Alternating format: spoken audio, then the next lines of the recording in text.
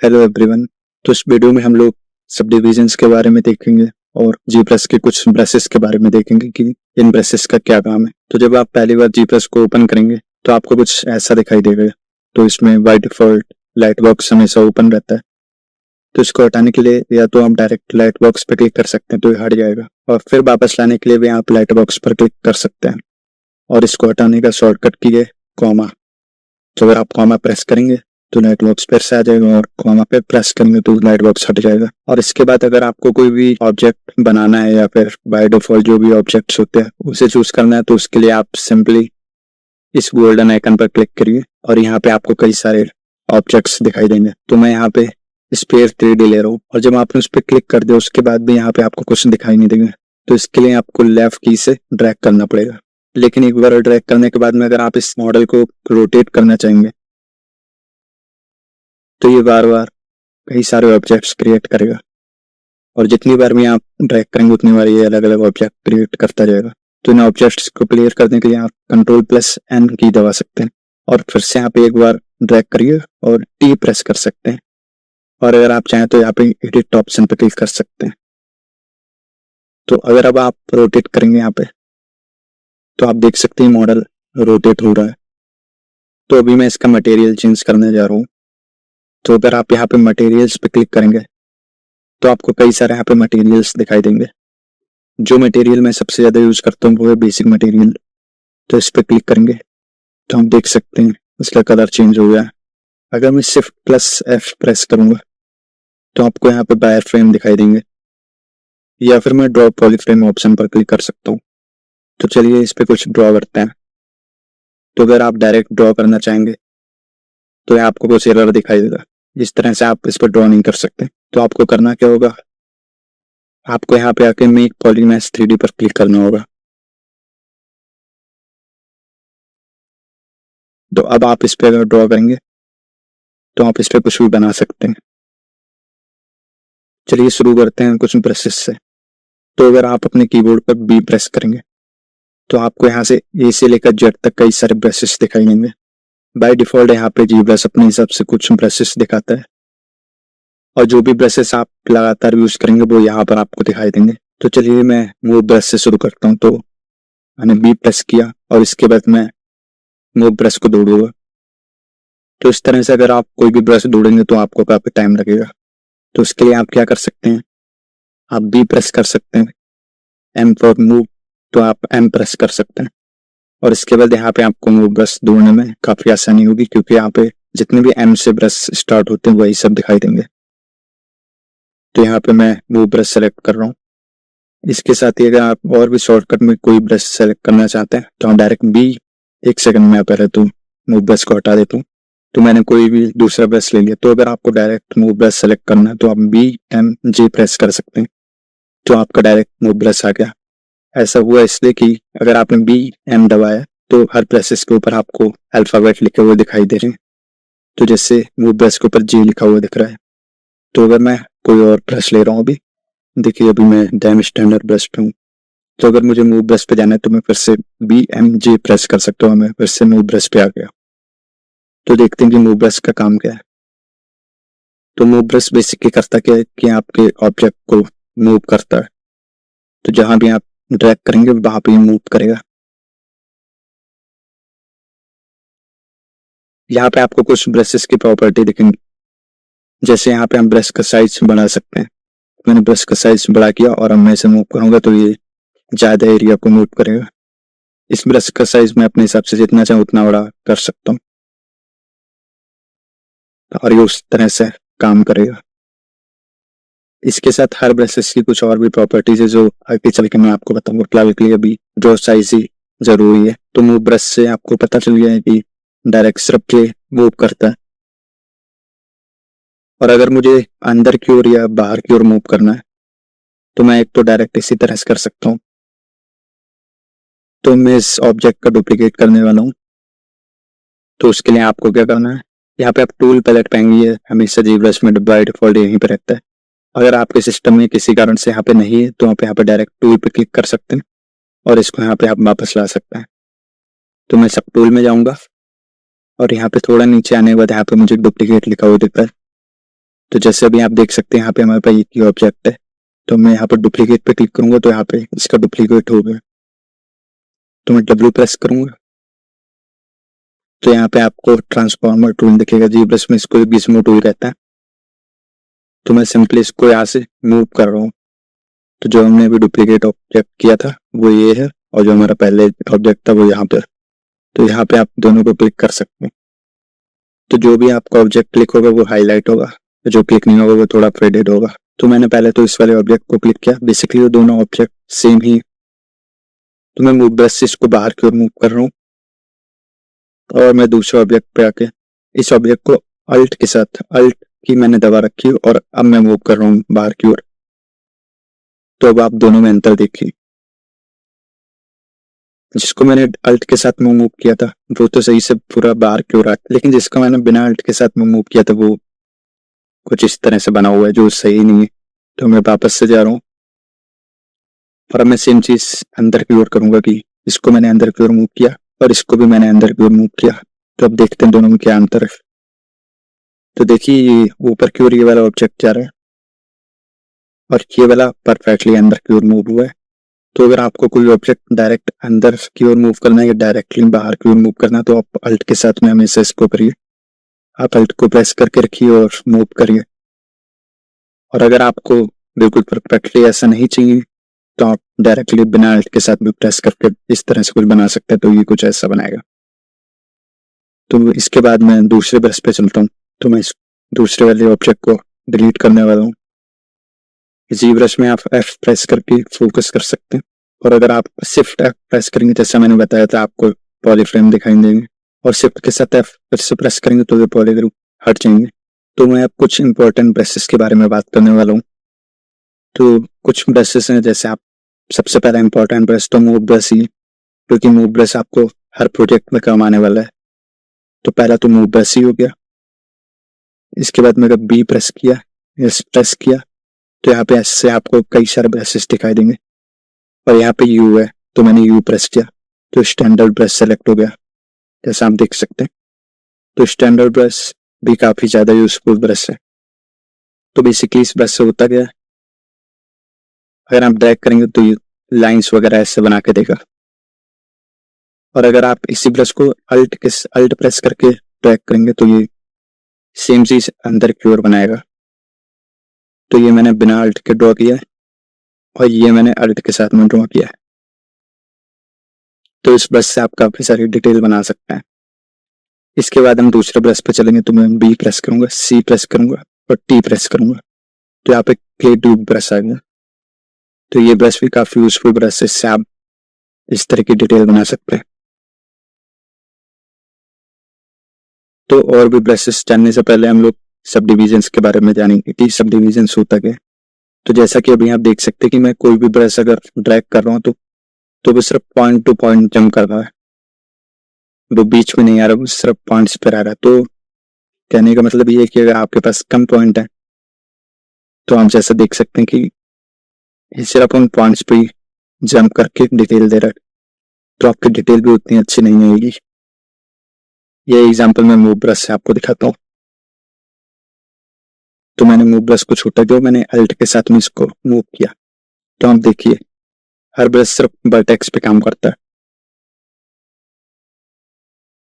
और अगर मैंने मूव ब्रश को थोड़ा बड़ा किया है और मैंने फिर से ड्रैग किया है, तब भी आप देखिए सभी वर्टेक्सेस ही मूव हो रही हैं। जी ब्रश फेसेस पे काम नहीं करता, ये जो बीच में पूरा फेस है ना, ये वाला फेसेस पे जी ब्रश काम नहीं करता, ना एजेस पे काम करता है। जी ब्रश इन वर्टिसेस पे काम करता है। तो अगर मैंने मूव किया तो ये वर्टेक्स ही मूव हो रही है। तो हमारे पास जितनी ज्यादा ये वर्टिसेस होंगी उतनी ज्यादा ही हमें डिटेल मिल सकती है। तो मैं वापस से बैक जा रहा हूँ, और अब मैं वापस से टूल पैलेट में आके इस जियोमेट्री टैब में जा रहा हूँ। मैंने इस पे क्लिक किया, यहाँ पे आपको डिवाइड का ऑप्शन दिख रहा है। तो अगर मैंने इस पे क्लिक किया है, एक बार मैं फिर से बैक जा रहा हूँ। जो मैंने अभी इस पे क्लिक किया था यही सेम चीज आप Ctrl+D के साथ में कर सकते हैं। तो मैंने Ctrl+D दबाया, तब भी आप देखिए यहाँ पे कुछ चेंज हुए। तो एक बार मैं फिर से बैक कर रहा हूँ। तो होता कि अगर आपने डिवाइड पे क्लिक किया या Ctrl+D पे क्लिक किया, जैसे कि आपको शॉर्टकट दिखाई दे रहा है, तो ये हर फेस को 4 हिस्सों में बांटता है। तो ये एक पूरा फेस है। तो अगर मैंने डिवाइड पे क्लिक किया है, मैंने एक बार पॉली ग्रुप्स ऑफ किए फिर से ऑन किए, तो आप देख सकते हैं यही पूरा फेस 4 फेसेस में बट गया है। तो डिवाइड से यही हुआ कि हमारे पास इन वर्टिसेस की डेंसिटी बढ़ गई है। तो अगर अब हम डिटेल देंगे तो थोड़ी सी ज्यादा डिटेल आएगी। तो मैंने VSU स्टैंडर्ड ब्रश सेलेक्ट किया है और मैंने फिर से ड्रैग किया है, तो आप देख सकते हैं थोड़ी सी डिटेल आएगी। इसको और अच्छे से समझाने के लिए मैं इसको 2 बार और डिवाइड कर रहा हूँ। तो यहाँ पे आपको सब डिविजन्स दिखाई देती हैं। तो इससे आप वापस के, तो सबसे पहले हमारे पास ये वाली सब डिवीजन थी, आप देख सकते हैं फेसेस कितनी दूर दूर है। और अब मैं वापस से चौथे सब डिवीजन पे आता हूँ, एक वो पॉली ग्रुप्स ऑफ करता हूँ और एक फिर से मैं ऑन करता हूँ। तो आप देख सकते हैं कितने छोटे छोटे फेसेस में बढ़ चुका है मॉडल हमारा। तो अगर अब मैं स्टैंडर्ड बेसिस पे ड्रॉ करूंगा तो आप देख सकते हैं कितनी डिटेल आ रही है। और यही चीज अगर मैं लोएस्ट डिवीजन पे करूंगा तो आप देख सकते हो उतनी ज्यादा डिटेल नहीं मिल रही है। तो सब डिविजन्स बेसिकली यही है कि आप जितनी ज्यादा सब डिविजन्स यहाँ पे बढ़ाएंगे उतनी ज्यादा आपको डिटेल मिलेगी। लेकिन सब डिविजन्स के साथ में दिक्कत यही है कि जितनी ज्यादा सब डिविजन्स आप बढ़ाएंगे उतना ही आपका कंप्यूटर स्लो होता जाएगा। तो अब हम लोग फिर से कुछ ब्रशेस के बारे में जान लेते हैं। तो जैसे मैंने आपको पहले ब्रश बताई दी, स्टैंडर्ड ब्रश है, इससे आप कुछ भी ड्रॉ कर सकते हैं। अल्ट के साथ में यही ब्रश अंदर की ओर चलता है और ये जो ऊपर की ओर चल रहा है और अंदर की ओर जो ब्रश चल रहा है ये यहाँ पे डिफाइन होता है। अभी G8 लिखा हुआ है यानी कि आपका ब्रश ऊपर की ओर चलेगा। और अगर मैंने अल्ट पे क्लिक किया है तो ब्रश अंदर की ओर चल रहा है। और यही सेम काम मैं बिना अल्ट प्रेस किए भी कर सकता हूँ। उसके लिए मुझे G सब पे क्लिक करना पड़ेगा, तो ये ब्रश अंदर की ओर चलेगा। और अगर मैं फिर से G8 पे क्लिक करूंगा तो ये ब्रश फिर से बाहर की ओर चलेगा। तो आप चाहे तो अल्ट शॉर्टकट यूज कर सकते हैं या आप डायरेक्ट यहाँ पे G सब पे क्लिक करके अंदर की ओर ब्रश चला सकते हैं। और ये चीज मोस्टली हर ब्रश के लिए सेम ही है। तो अगर आप अल्ट प्रेस करेंगे तो ब्रशेस अंदर की ओर काम करेंगे और आप अगर अल्ट प्रेस नहीं करेंगे तो वो ब्रशेस बाहर की ओर काम करेंगे। तो फिर से हम लोग अपने क्ले ट्यूब ब्रश पे चलते हैं। तो उसके लिए B, C और T पे प्रेस करेंगे हम लोग, B, C, T। तो यहाँ पे मेरा वैसे क्ले ट्यूब ब्रश आ चुका है। तो अब आप समझ सकते हैं कि इस ब्रश का काम क्या। तो इस तरह से कुछ डिटेल देता है। उसी में इस ब्रश के साथ अगर आप अल्ट प्रेस करेंगे तो ये ब्रश अंदर की ओर काम करेगा। मेरे हिसाब से ये ब्रश सबसे ज्यादा काम आता है अगर आप कुछ स्क्रब कर रहे हैं। तो सेम इस ब्रश पे भी यहाँ से आप इसकी साइज बढ़ा सकते हैं और साइज को कम भी कर सकते हैं। और अगर आपको लग रहा है ये ब्रश काफी ज्यादा इंटेंस है तो यहाँ पे आके यहाँ पे इसकी इंटेंसिटी भी कम कर सकते हैं। मोस्टली ये 3 से 4 इंटेंसिटी में ही काम कर देता है, जो भी आपको जैसा भी आपको नहीं डूबती है। तो जितनी कम इंटेंसिटी होगी उतना ही सॉफ्टवेयर ब्रश चलेगा, जितनी ज्यादा इंटेंसिटी होगी उतना ही हार्ड ब्रश चलेगा। इसके बाद हम बात करते हैं कुछ और ब्रशेस की। तो अगर हम B प्रेस करेंगे फिर D प्रेस करेंगे और अब हम यहाँ पे जैसे देख सकते हैं S लिखा हुआ, तो अगर हम S प्रेस करेंगे तो यहाँ पे हमारा डैम स्टैंडर्ड ब्रश आ जाएगा।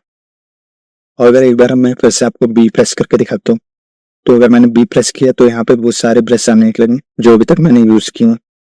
तो डैम स्टैंडर्ड ब्रश से होता क्या है कि आप किसी भी मॉडल पे कर्व वगैरह बना सकते हैं। तो ये ब्रश कुछ इस तरह से काम करता है। अगर आप अल्ट के साथ में बनाएंगे तो ये ब्रश बाहर की ओर काम करेगा। तो आप कुछ भी डिटेल मॉडल में दे सकते हैं। तो ये ब्रश बाय डिफॉल्ट G सब के साथ में आता है यानी कि ये अंदर की ओर काम करता है। तो अगर आप अल्ट के साथ ड्रैग करेंगे तो ये बाहर की ओर काम करेगा। तो यही इस ब्रश का काम है। इसके साथ ही मैं आपको एक चीज और भी दिखाना चाहता हूँ कि यहाँ पे आपको अल्फा वगैरह का एक टैब दिख रहा है। तो अगर आप इस पे क्लिक करेंगे आपको कई सारे अल्फा दिखाई देंगे। तो जो भी आप अल्फा क्लिक करते हैं, जैसे मैंने इस पे क्लिक किया, उस हिसाब से आपका ब्रश काम करता है। अगर मैंने कोई और अल्फा लिया है, फॉर एग्जाम्पल दिस वन, तो उस हिसाब से आपका ब्रश काम करेगा। अभी मैं अल्फा के बारे में आपको डिटेल से बताऊंगा, लेकिन उससे पहले मैं आपको कुछ और ब्रशेस दिखा देता हूँ। तो अगर आप फिर से B प्रेस करेंगे, T प्रेस करेंगे और आप D प्रेस करेंगे तो यहाँ पे आपको ट्रिम डायनेमिक ब्रश मिल जाएगा। जरूरी नहीं है कि आप शुरू में B, T, D ही दबाएं, आप B दबा सकते हैं। फिर आप यहाँ पे कई सारे ब्रशेस अपने हिसाब से एक्सप्लोर कर सकते हैं। तो अगर मैं आपको ट्रिम डायनेमिक दिखाने वाला तो आप B के बाद T प्रेस करेंगे। यहाँ पे आपको कई सारे T से ब्रश दिखाई देंगे, तो यहाँ पे ट्रिम डायनेमिक ब्रश जिस पे डी लिखा हुआ इसलिए मैंने इस पे डी प्रेस किया था, तो मैं फिर से डी प्रेस करूँ तो हम इसी ब्रश पे, तो मैं इसका यहाँ से साइज बढ़ा रहा हूँ। अगर आपको साइज बढ़ाना आप इसके लिए शॉर्टकट की एस भी प्रेस कर सकते हैं। जैसे यहाँ पे आपको शॉर्टकट की दिख भी रही है ड्रॉ साइज एस, तो अगर आप एस प्रेस करेंगे तो भी आप इसका साइज बढ़ा सकते हैं।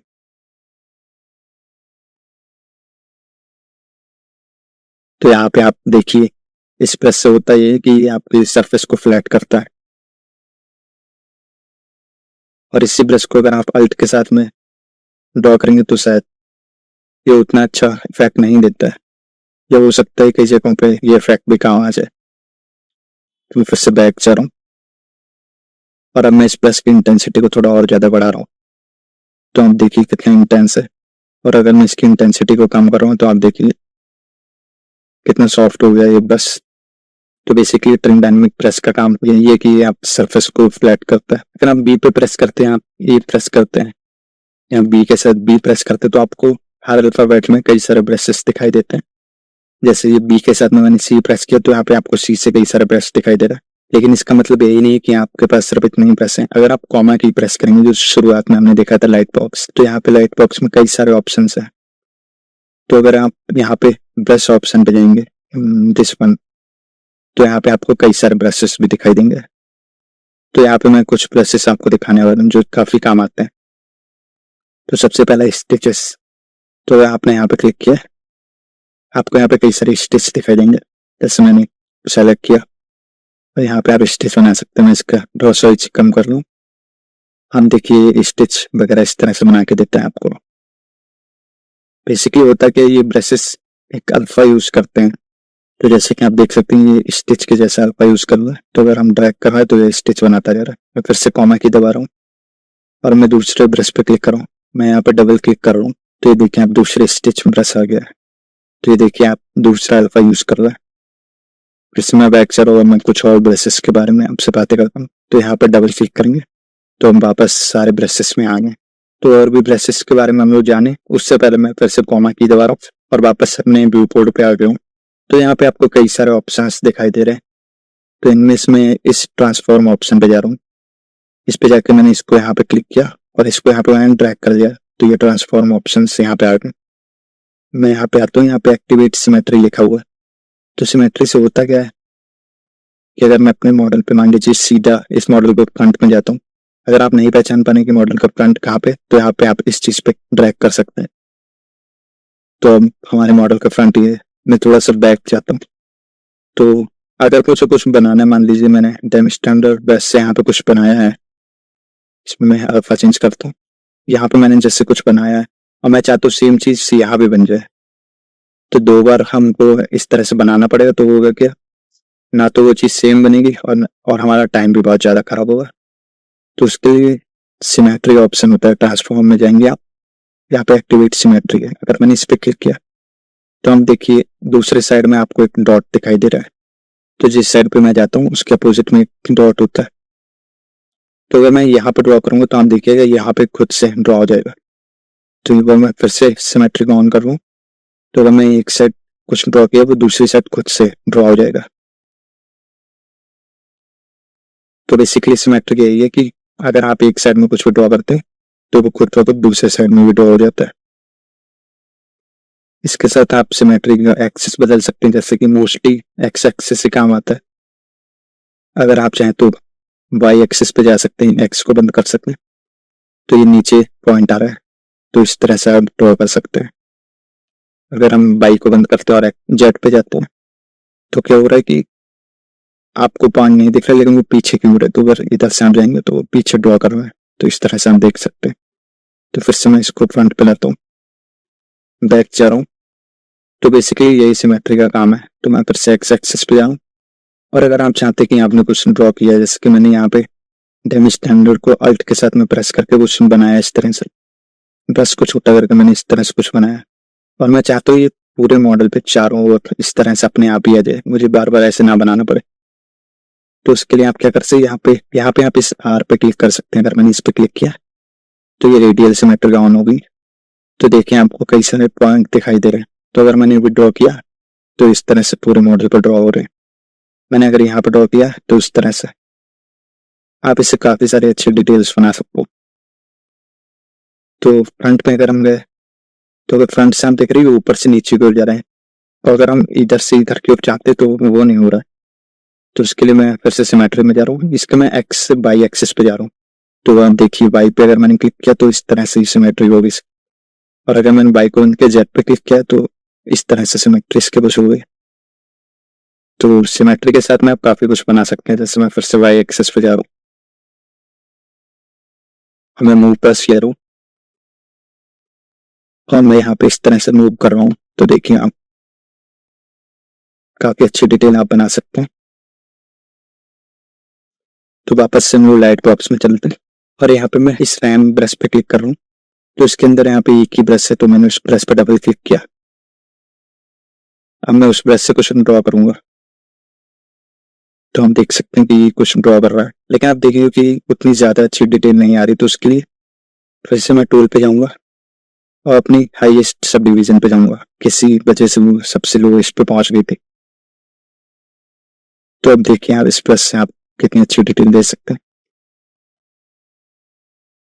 मैं यहाँ पे रेडियल सिमेट्री बंद कर रहा हूँ और फिर से मैं एक्स एक्सिस पे जा रहा हूँ। तो इस तरह से आप काफी सही डिटेल दे सकते हैं।